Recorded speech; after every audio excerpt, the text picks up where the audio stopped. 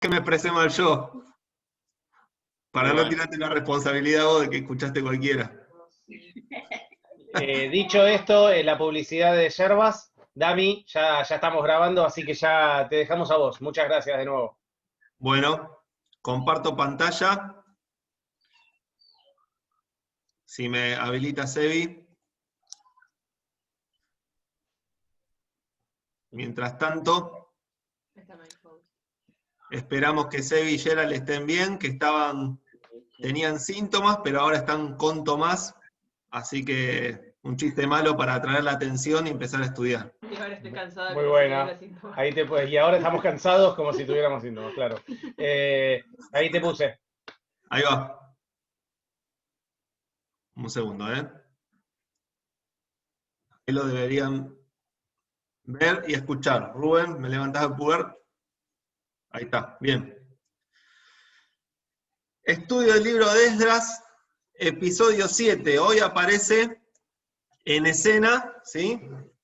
Esdras, estuvimos porque estuve mirando algunas de las clases que fueron grabadas, así que me incluyo como estudiante, estuvimos viendo todo el estudio de los capítulos de Esdras hasta este episodio, este capítulo 7, en donde vamos a conocer particularmente la vida de Esdras. Yo les propongo estudiar el capítulo 7 con una metodología que a mí me sirve digamos, en los estudios devocionales y que también lo recomiendo por si a alguien le sirve.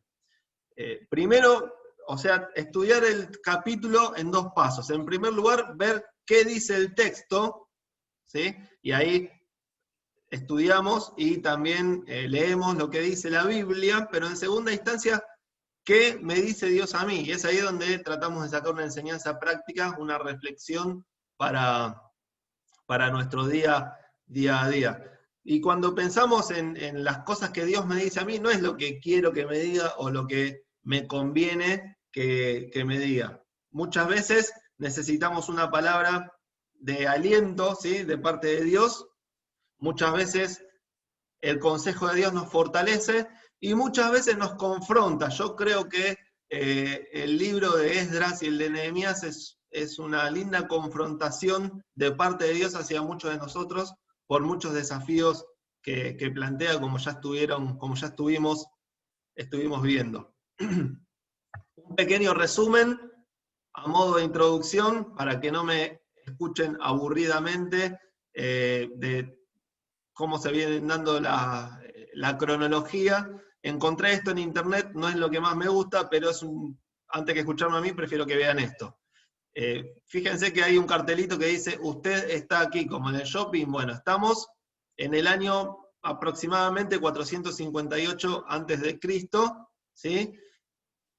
Narran tanto Esdras como Nehemías, la historia del retorno del exilio en Babilonia, ya lo sabemos bien, hacia Jerusalén. Hay un autor que dice que el imperio babilónico, cuando conquistó, echó a todos, desterró a todos. Sin embargo, el imperio persa logró que todos retornen, que todos vuelvan, y es lo que estamos viendo en estos días. Capítulos 1 al 3, a grandes rasgos, esto después lo pueden encontrar o se los puedo pasar. Capítulos 1 al 3, está el regreso, el primer retorno a Jerusalén con Zorobabel como líder, como habrán visto. Del 3 al 6 vemos la reconstrucción del templo y del altar. Entiendo que el mensaje que no se pudo grabar, en donde Adri habló del altar, y es importante resaltar esto, que lo primero que se reconstruyó fue el sitio de adoración y después también se empezó a reconstruir el templo. Y el día de hoy, en el capítulo 7 específicamente, vamos a charlar un rato acerca de la restauración espiritual en el pueblo, empezando con las personas a través de Esdras, ¿sí? ¿Qué quiere decir Esdras? Una pregunta que yo me hice porque leía Esdras, y no había reparado en qué quería decir. Esdras quiere decir al que Dios ayuda. Y cuando nos encontremos con que dice que la mano bondadosa de Dios estuvo sobre mí, ese es el significado de su nombre, ¿no? La ayuda de Dios hacia Esdras, la ayuda de Dios a todo el pueblo, que es todo el contenido del libro de Esdras y también de Nehemías. La división del capítulo la propongo de la siguiente manera. Vamos a ver una primera parte en donde está la presentación de Esdras, ¿sí?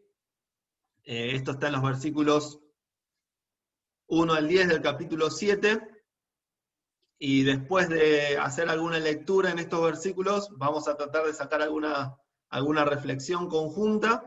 En segundo lugar, la promulgación de Artajerjes, el decreto con el cual envía a Esdras, versículos 11 al 26. Y en último lugar vamos a ver la provisión de Dios, en tercer lugar, en los versículos 27 y 28. No vamos a leer todo el capítulo, sobre todo de la segunda parte. Esta reunión tiene minutos ilimitados. No vamos a leer todo el capítulo. Del segundo punto vamos a leer algunos versículos para que no se nos vaya mucho el tiempo. Así que vamos, sin más, a la primera parte, la presentación de Esdras, ¿sí? Y los invito a buscar.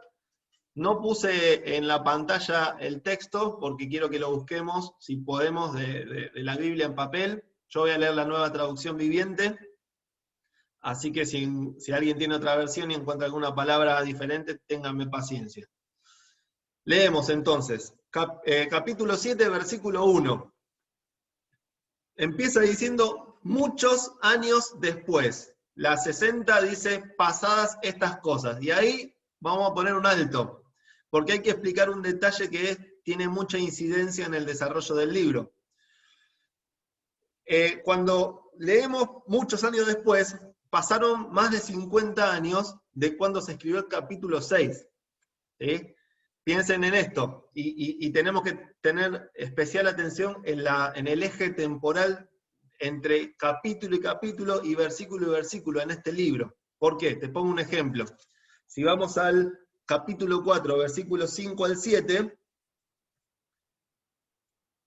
te los voy a leer, dice, sobornaron a algunos funcionarios para que actuaran en contra de ellos y frustraran sus planes. Esta situación, escuchá, mirá, esta situación continuó durante todo el reinado de Ciro, rey de Persia, y duró hasta que Darío subió al trono de Persia. Versículo 6. Años más tarde, cuando Jerjes comenzó su reinado, los enemigos de Judá escribieron una carta con acusaciones contra el pueblo de Judá y Jerusalén. Tiempo después, durante el reinado de Artajerjes, hasta ahí. ¿Qué quiero decirte con esto? Que en estos 4 versículos pasaron muchos años. Entonces, hay que prestar en el estudio detallado, acordate, estamos viendo qué dice el texto ahora, después vamos a ver las reflexiones. Entre versículo y versículo pasó tiempo. Distinto es cuando el Señor pronuncia las parábolas en los evangelios, que son sucesos más continuados, ¿sí? Creo que es importante que hagamos estas aclaraciones, dado que estamos haciendo un estudio. Entonces, capítulo 6 estaba el rey Darío. Capítulo 7 estaba el rey Artajerjes. Y este dato también es importante, entre el capítulo 6 y el capítulo 7 estuvo el rey Jerjes, que es igual al rey Asuero, que es cuando se escribió el libro de Esther. Entonces, tarea para la semana, para todos. Entre el 6 y el 7 debería estar metido el libro de Esther. Entonces te invito a que puedas leer el libro de Esther, que junto con Ageo y con Zacarías, Esdras, Nehemías, Ageo, Zacarías y Esther, son un combo, quizás se me escapa alguno, en todo caso alguien me corrige, pero son un combo que nos engloban la historia del retorno babilónico hacia Jerusalén. ¿Sí? Vieron que en Esdras 5 ya se menciona lo que dice Ageo, entonces vos lees Esdras 5 con Ageo 1 y van compatibilizando. Cuando Ageo en su profecía le habla al pueblo, habla en relación al templo. ¿Es para ustedes tiempo de habitar sus casas artesonadas cuando la casa de Jehová está desierta? Templo. Cuando Zacarías habla al pueblo a través de Zorobabel, habla a las personas, despiértense, ¿sí? Entonces ahí tenemos dos perspectivas en relación al retorno de estos dos profetas. Entonces, nos detuvimos mucho en muchos años después, seguimos. Muchos años después, durante el reinado de Artajerjes, rey de Persia, hubo un hombre llamado Esdras. Era hijo de Seraías, hijo de Azarías, hijo de Hilcías, hijo, hasta el final del versículo 5, que dice que era hijo de Aarón. O sea, esta genealogía tiene, a mi criterio y al criterio de varios autores, la intencionalidad de enfatizar que es descendiente directo de Aarón, ¿sí? Y ahora vamos al versículo 6, y vemos quién era Esdras. Este Esdras era un escriba muy instruido en la ley de Moisés, la cual el Señor, Dios de Israel, había dado al pueblo de Israel. Él subió de Babilonia a Jerusalén, y el rey le dio todo lo que le pidió, porque la bondadosa mano del Señor estaba sobre él. ¿Sí? Se nos presenta a Esdras, el reformador espiritual en ese momento del pueblo. Obviamente no era cualquier escriba, tenía características especiales, incluso después en la segunda parte lo vamos a ver, fue comisionado por el rey. Pero tenía mucha influencia, y tuvo mucha influencia Esdras en relación a la educación espiritual del pueblo. ¿Y por qué resalto esto de la influencia que tuvo? Porque cuando nosotros leemos los evangelios, Jesús tenía una gran confrontación ¿con quién? Con los escribas y los fariseos. Entonces, ¿qué sucedía? Y esto lo traigo a colación para entender cómo pensaban los integrantes del pueblo judío en la época del Señor Jesús, ¿sí? Cuando Esdras imparte la ley en el pueblo, produce una gran influencia espiritual. Las personas se acercan a Dios a través de Esdras. En las épocas de Jesús, los escribas y los fariseos habían perdido el enfoque, pero no la influencia. Entonces el pueblo hacía caso a los escribas por temor y a los fariseos, ¿sí? Y quizás eso impedía que tengan fe en el Señor. ¿Por qué resalto esto? Porque acá tenemos un escriba que es un ejemplo espiritual, y en los evangelios tenemos escribas que vienen, si me permiten, del palo de Esdras, pero que no son tan ejemplares. Y lo digo para entender, cuando leemos los evangelios, cómo pensaba el pueblo en eso, cómo eran las estructuras mentales del pueblo y las concepciones que tenían acerca de la figura de un escriba. Sin irnos de tema, el objetivo de Esdras principal era enseñar la ley de Dios. Y me encanta Esdras, yo sé que a muchos les gusta Esdras, primero porque es un personaje que se encargó de ser secundario, de no querer sobresalir, pero además era un gran educador, por su pedagogía, pero también por la piedad que tenía y el temor de Dios que tenía. Y relacionado a una de las clases que dio, si no me equivoco, Mauricio, en donde hacía un enfoque de iglesia en relación a esta historia, vemos cómo Esdras tiene un marcado don de enseñanza, además de tener dotes de administración. Y miren los roles, porque esto es como el celular, estamos viendo la historia de Esdras, pero en segundo plano están pasando muchas cosas. Y mientras Nehemías reconstruye las murallas materiales, Esdras reconstruye las murallas espirituales. Y esto nos habla de que hay roles, de que hay responsabilidades diversas, y que somos diversos en la unidad, pero en la unidad también hay diversidad. Hay diferentes modos, diferentes maneras, diferentes personas, diferentes aptitudes, diferentes inteligencias, y Dios aprovecha todas esas cuestiones. Algunas reflexiones prácticas de esta primera parte, ¿sí? Ahora vamos a leer hasta el versículo 10 y sacamos alguna enseñanza. Versículo 7. Dice, algunos del pueblo de Israel, junto con varios sacerdotes, levitas, cantores, porteros y sirvientes del templo, viajaron con él en el 7º año del reinado de Artajerjes. Esdras llegó a Jerusalén en agosto de ese año. Había hecho arreglos para partir de Babilonia el 8 de abril, el primer día del nuevo año, y llegó a Jerusalén el 4 de agosto, largo trayecto, pues la bondadosa mano de su Dios estaba sobre él. Así fue porque Esdras había decidido estudiar y obedecer la ley del Señor y enseñar sus decretos y ordenanzas al pueblo de Israel. Algunas reflexiones. En primer lugar, y esto ya para tratar de hacer llevarnos algo opuesto, ¿no? Y no leer solamente datos. Número 1, chicos, los actos tienen consecuencias, ¿sí? Los actos tienen consecuencias. Le voy a pedir, a ver si alguien me acompaña a Gerald, que la veo ahí en camarita, si lee Esdras 5, del 11 al 13. Acuérdense, los actos tienen consecuencias. Esdras 5, del 11 al 13. ¿NTV o...? NTV. No. NTV. ¿11 al 13? Sí.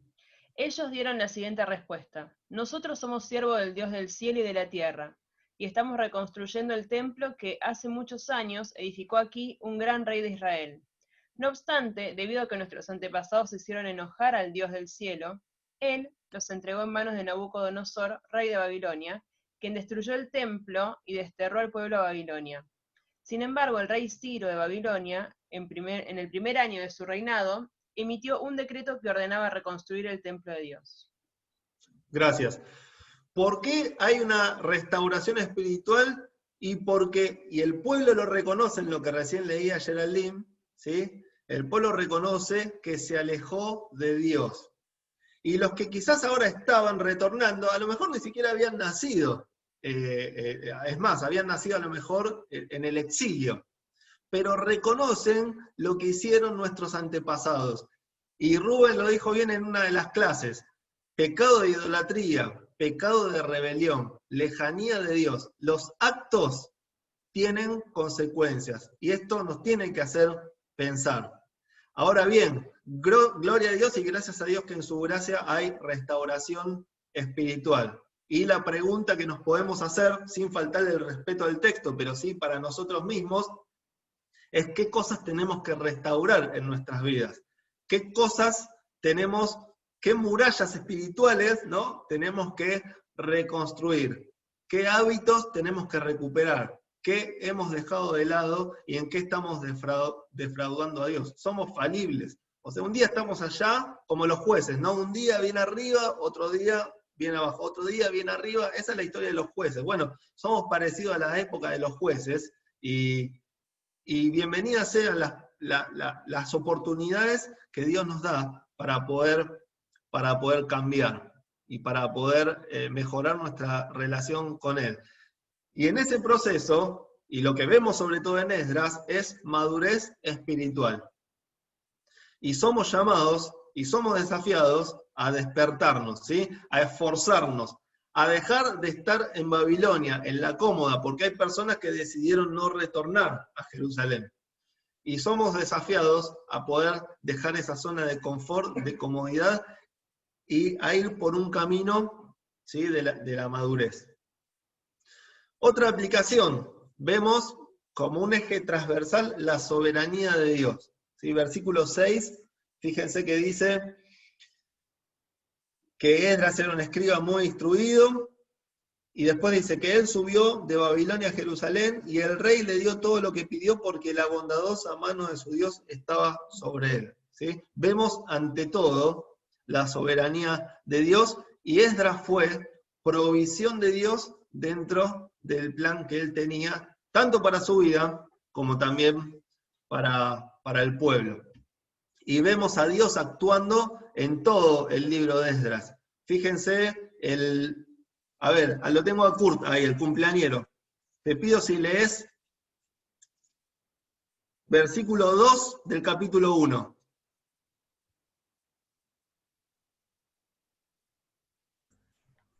Yo tengo la versión común, la versión de Reina Valera, ¿eh? Está bien, está bien. Así ha dicho Ciro, rey de Persia: Jehová, el Dios de los cielos, me ha dado todos los reinos de la tierra, y me ha mandado que le edifique casa en Jerusalén, que está en Judá.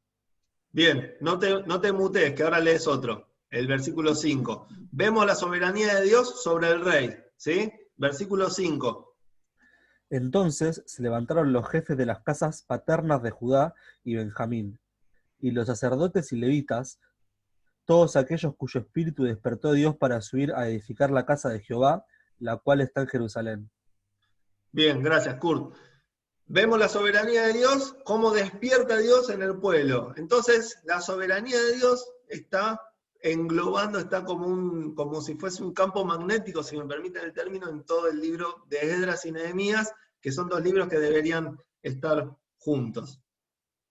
Tercer aplicación, o enseñanza, o reflexión. Dios es bueno. La bondadosa mano de Dios estaba sobre mí, dice Esdras. Y estas son palabras de las cuales nos tenemos que apropiar, ¿sí? Lo dice el versículo 9. Y Dios es bueno. No es sí, es una enseñanza, pero es una obviedad, ¿no? Dios es bueno. Saber en todo momento que cuando pasan cosas buenas y cuando pasan cosas malas también, chicos, aprendámoslo, Dios también es bueno porque está sentado en el trono y nosotros estamos acá y tiene un plan. Es soberano, ¿sí? Versículo 10, y acá nos vamos a detener un poquitito más. Aclaro, los siguientes puntos son más cortos, ¿sí? Porque yo ya veo que dice, este flaco ya van 20 minutos y después ¿qué quedan? 20 minutos con el segundo punto, 20, olvídate, no, los otros son más cortos. Pero este versículo, el 10, es importantísimo, ¿sí? Y lo vamos a releer. A ver, le voy a pedir vamos a buscar a alguien, así participamos. Bajo abajo acá. Todos Ahí miran para Emma. abajo. Cuando decís a ver a quién le digo, todos miran para abajo, ¿viste? Nadie mira la pantalla ahí. A Emma, que la extraño como alumna. El versículo 10.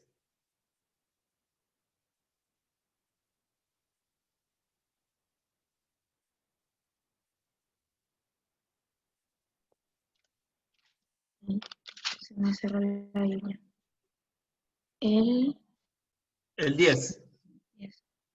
Porque Esdras había preparado su corazón para inquirir la ley de Jehová, para cumplirla y para enseñar en Israel sus estatutos y decretos. Gracias, Emma. Excelente. Este versículo es clave. Otra tarea para la semana. Juan Fernández, el día del aniversario de la iglesia, habló de este versículo. Es un mensaje que está en el canal de la iglesia que dura 15 minutos. ¿Sí? Yo les invito a que después, capaz que Sebi les puede pasar el link, lo escuchen también. O sea, dos tareas, leer Esther y escuchar este mensaje. Ahora, importante lo que leía Emma. ¿Por qué? Porque Esdras se preparó. ¿Sí? Mirá, te voy a leer un versículo en Proverbios, no lo busques. Proverbios 21:31. Dice que el caballo se prepara para el día de la batalla, pero la victoria pertenece al Señor. ¿Y saben qué, chicos? Tenemos que estar tranquilos y confiados en que la victoria es del Señor. Pero ¿saben qué? El caballo se prepara para la batalla. Y nos tenemos que preparar.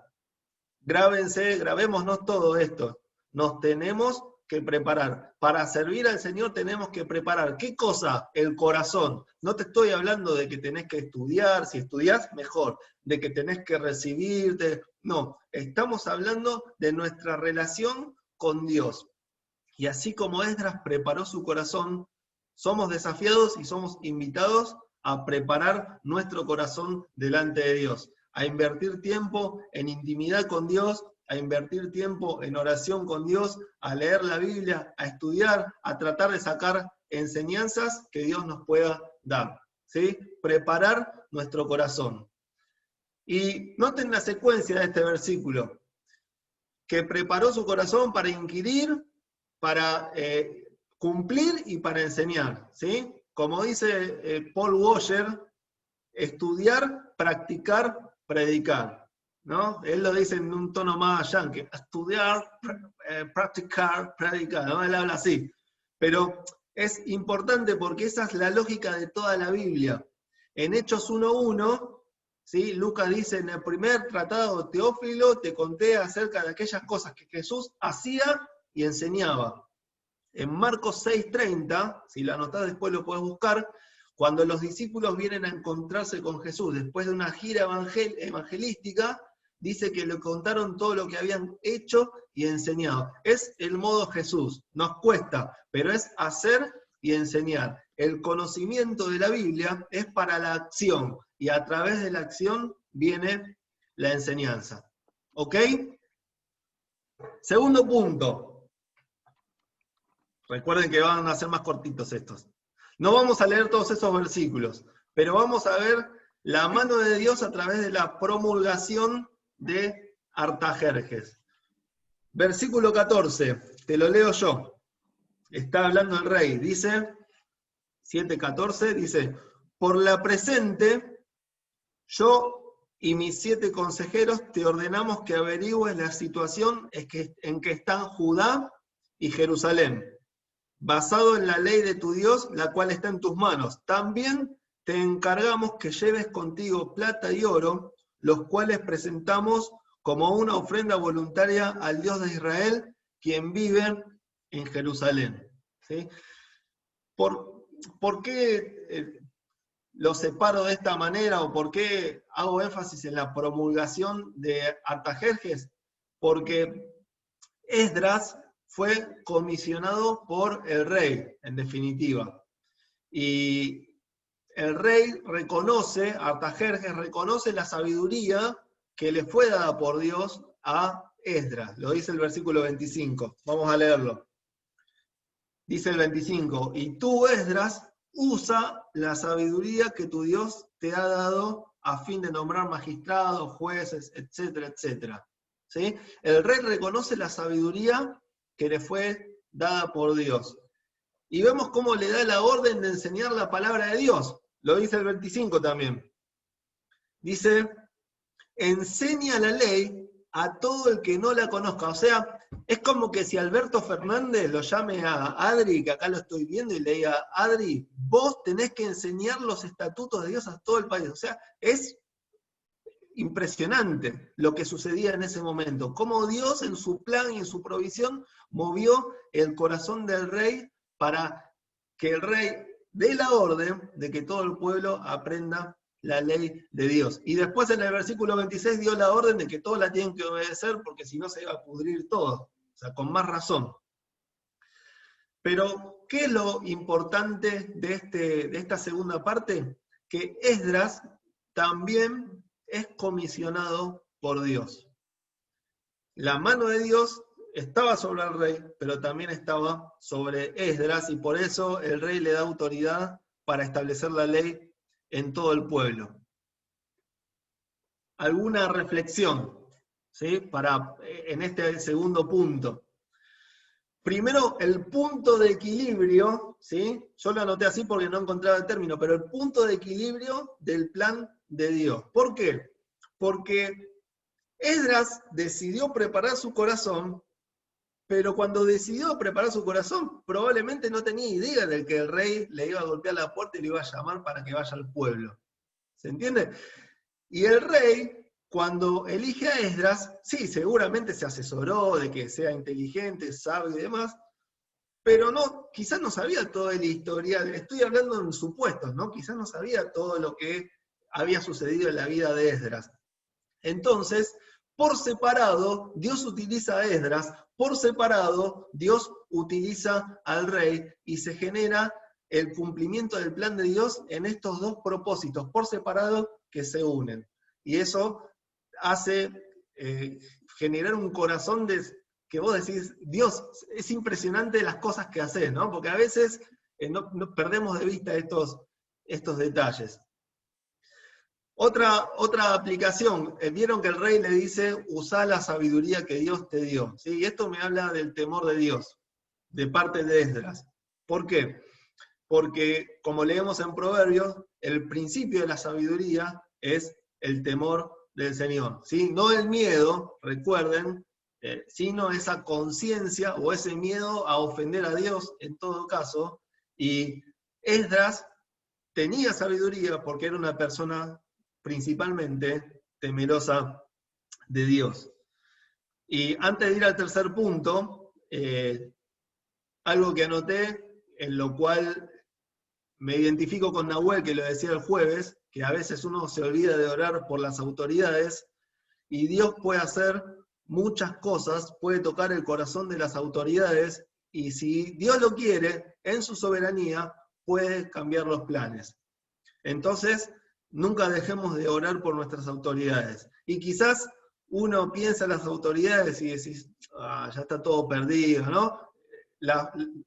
No nos sale tener fe, pero tenemos una experiencia real en donde Dios tocó el corazón de los reyes, de las autoridades, de aquellos a quien Él pone y Él saca para el beneficio de su pueblo. Bueno, nosotros no tenemos que dejar de orar, porque si Él quiere, dentro de su plan y de su soberanía, si Él quiere, puede así hacerlo. En tercer lugar, provisión de Dios. Versículos 27 y 28, y le voy a pedir a Sergio. Sergio, ¿querés leer el 27 y el 28, por favor? Bueno, bendito Jehová, Dios de nuestros padres, que puso tal cosa en el corazón del rey para honrar la casa de Jehová que está en Jerusalén, e inclinó hacia mí su misericordia delante del rey y de sus consejeros, y de todos los príncipes poderosos del rey, y yo, fortalecido por la mano de mi Dios sobre mí, reuní a los principales de Israel para subiese conmigo. Gracias, Sergio. ¿Qué resaltamos de esta última parte? De nuevo, no vamos a repetir lo que decíamos de la soberanía de Dios, pero Dios hizo que las cosas sucedan. Dios produce que determinadas cosas sucedan. Si ustedes leen, o cuando lean el libro de Esther, porque yo sé que van a cumplir, van a hacer la tarea, van a ver que Esther halló gracia en los ojos del rey. Son cosas que produce Dios. Dios produce esas cosas. Y Dios hizo que las cosas sucedan a través de la mano de Esdras, a través de Nehemías y a través de todo el pueblo. Y se repite, la mano bondadosa de Dios estaba sobre él. Dios ayudando a Esdras, Dios ayudando al pueblo. Una última reflexión antes de concluir, ya vamos a ir terminando. Creo que es el versículo 30. Primer libro de Samuel 2:30, te invito a buscar.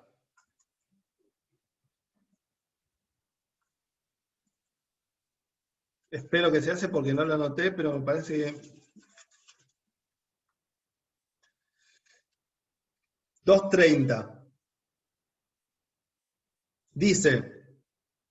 Por lo tanto, el Señor Dios de Israel dice, prometí que los de tu rama, de la tribu de Leví, me servirían siempre como sacerdotes.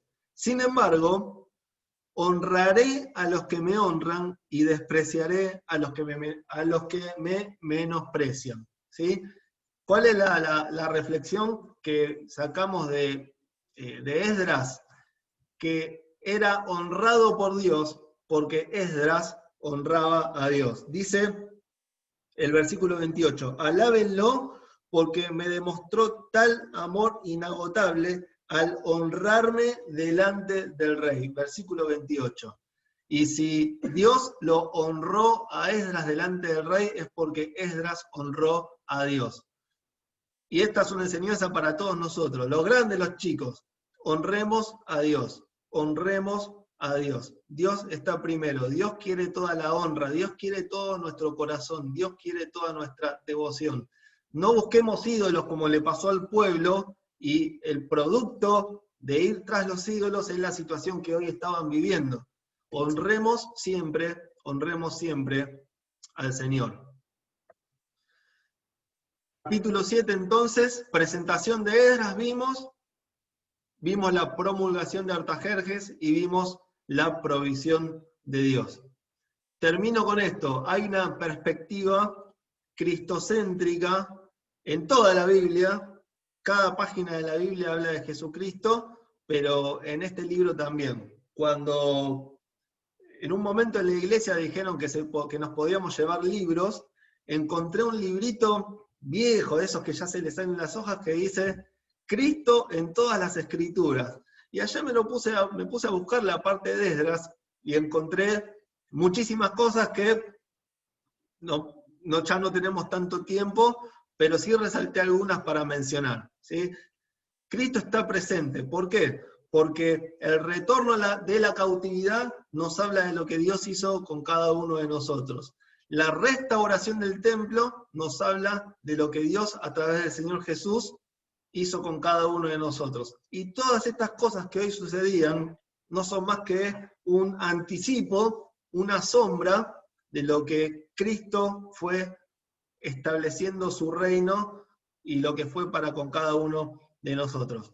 Y así como Esdras, Zorobabel, Nehemías, el rey Ciro, el rey Darío también, ¿por qué no? Así como ellos fueron reformadores, nuestro reformador, Jesucristo, nos sacó del exilio y nos sentó en lugares celestiales. Y pronto, chicos, pronto estaremos siempre en su presencia.